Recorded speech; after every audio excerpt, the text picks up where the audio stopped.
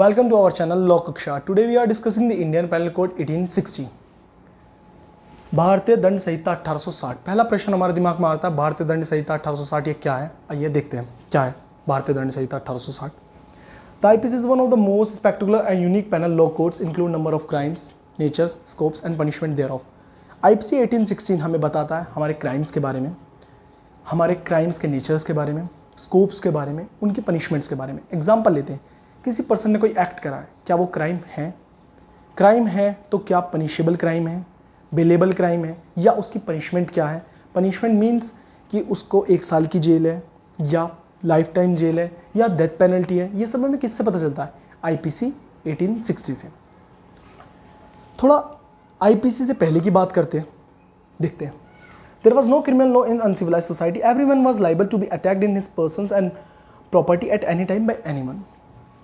IPC से पहले कोई भी पर्सन किसी भी पर्सन पर अटैक कर देता था, कोई भी पर्सन किसी पर्सन की प्रॉपर्टी मोर्टगेज कर लेता था। क्यों कर लेता था भाई? कोई क्रिमिनल लॉ नहीं था ना, दैट्स वाई। वहाँ भी एक टाइम पे जस्टिस होता था बिफोर IPC, बट वो जस्टिस फेयर नहीं था। देखते हैं वो जस्टिस क्या था, उसके बारे में देखते हैं।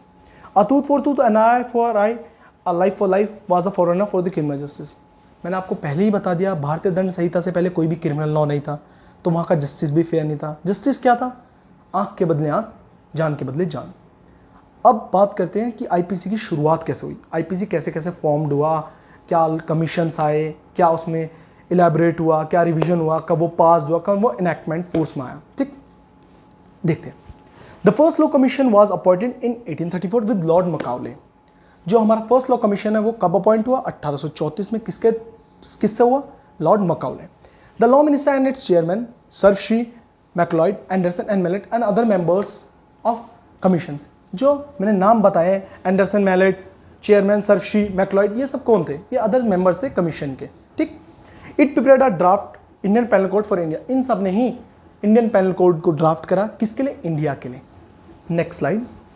जो हमारा इंडियन पेनल कोड है, भारतीय दंड 1860 है, जो वो रिवाइज्ड करा, इलेबोरेटली रिवाइज करा गया। किसके द्वारा?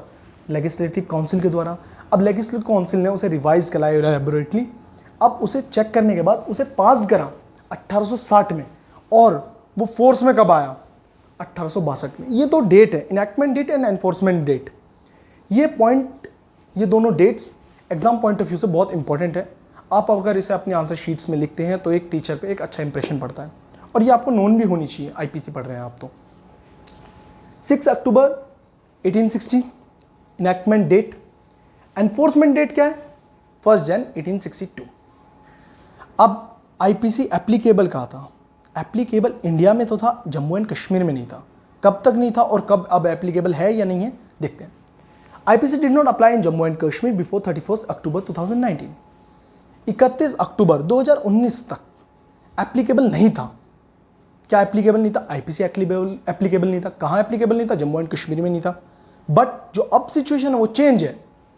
This code came into the force in Jammu and Kashmir on 31 October 2019, but 31 अक्टूबर 2019 के बाद से जो IPC है 1860 वो एप्लीकेबल हुआ जम्मू एंड कश्मीर में। पहले हम जम्मू एंड कश्मीर को हमारे इंडिया से थोड़ा अलग मानते थे, दैट्स वाई वहाँ एप्लीकेबल नहीं था। बट 31 अक्टूबर 2019 के बाद IPC 1860 एप्लीकेबल इंडिया में भी है और जम्मू एंड कश्मीर में भी है।